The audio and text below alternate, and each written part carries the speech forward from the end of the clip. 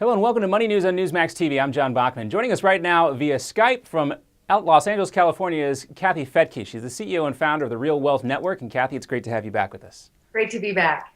All right, so the real estate market maybe is a tale of two different markets right now. Developers are breaking ground on new homes at a quick pace.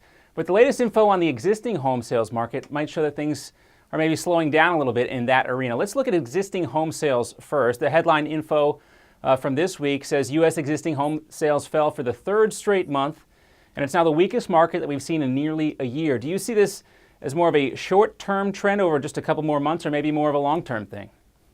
I definitely see it more as a short-term trend. We have big changes coming in January, and it all revolves around the qualified mortgage. Banks have been waiting for this because they just have not really known what the new regulations will be. It's all been this gray area, and they did not want to give out any more loans that would then go bad and they would be liable. So with the qualified mortgage, there's going to be it's going to be a little tighter in terms of credit. In terms of debt levels for the borrower. That will be a little tighter, and then there'll be a lot of scrutiny over the borrower's ability to pay. These are two words you're going to hear a lot coming soon: the qualified mortgage and the borrower's ability to pay. But now that banks know what the rules are, and they're really not that different than what they're doing already, I actually think then lending will get a little bit easier, and that will have a huge effect on housing. And so the big thing here has been, I guess folks have been in a holding pattern, the lenders as well as maybe some of the borrowers as well, everybody trying to wait to see and what exactly this is going to be. Well, can you imagine being a lender? Okay, let's not say that they weren't a part of this. We know they were a part of the credit bubble. But then can you imagine having, you lend somebody money and then it's your fault that they didn't pay you back, So banks were really reluctant to give loans, and they were really waiting for all of these new regulations to find out what they can and cannot do. So some people think it's going to be harder to get a mortgage. I actually think it's going to be easier, maybe not right away. Everybody's going to have to get used to these new rules, but I really do believe now when people can get credit, and there's a lot of qualified people that were having a hard time getting a loan. So when those people can get financing, that's going to change everything, because in many parts of the country, it's much cheaper to own a property than to rent. Almost double the cost to rent it than to own it in many places. And maybe that's why we're seeing, new home construction begin at a very fast pace. And we talked about this in the beginning. U.S. home builders now broke ground on homes at the fastest pace that we've seen in nearly 5 years. What appears to be the strong evidence behind the housing recovery and the new housing market, and despite what seem to be a little bit higher mortgage rates, and do you see this trend continuing? We need 1.5 million new homes every year to keep up with population growth and decay of old homes. And we haven't come close to that in the past 6 years, almost 7 years now. It's been closer to 500,000. So it's really about 6 million homes that weren't built. And yet our population is growing by 4.5 million every year. That's a need for 2 million new households.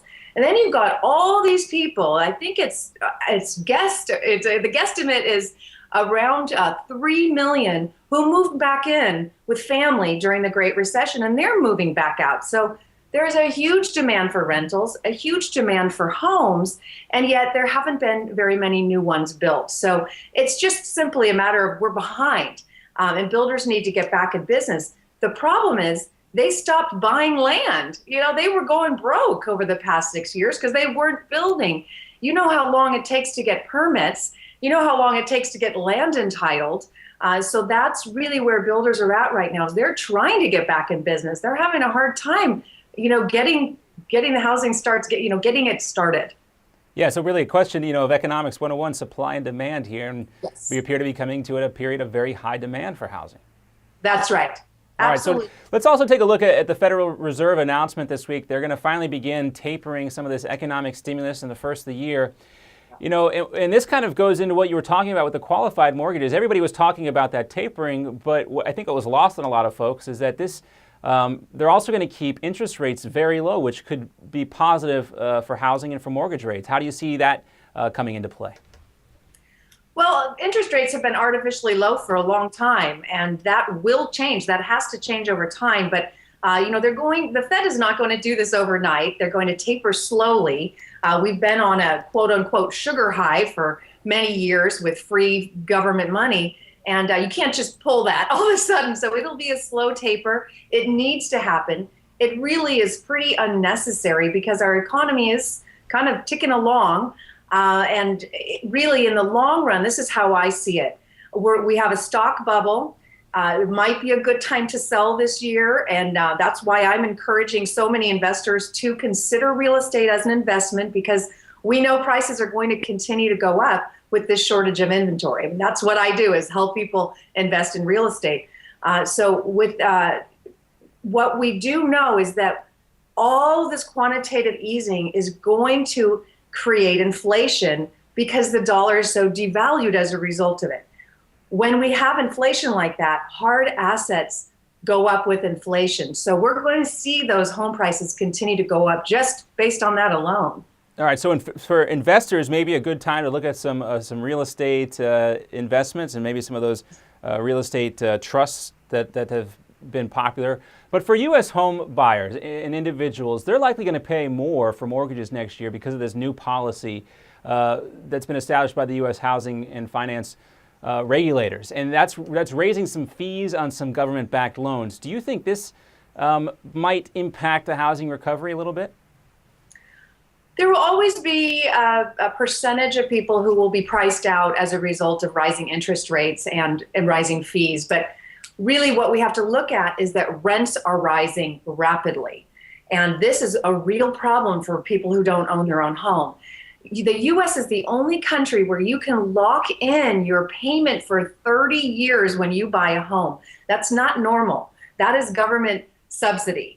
And no other country that I know of offers you 30-year fixed rate mortgages. So imagine a first-time home buyer today who's seeing their rents go up every single month, every single year for sure, where they could buy a home, have your payment half of what you pay in rent today, and it's locked in. You don't have to worry if the landlord's going to raise those rents. So regardless of fees, regardless of interest rates, you have to look at payment. What is that monthly payment? And I'm telling you, in most places, it will be well worth it to buy in the long run. We know inflation's coming. And that's what a lot of experts are predicting. And as you suggest, maybe a good time to get into the real estate market and hold some hard assets to hedge against that coming stock bubble that you have predicted, as well as so many others. Kathy Fetke, CEO and founder of the Real Wealth Network. Thanks so much for being with us. Thank you. And thank you for watching Money News on Newsmax TV.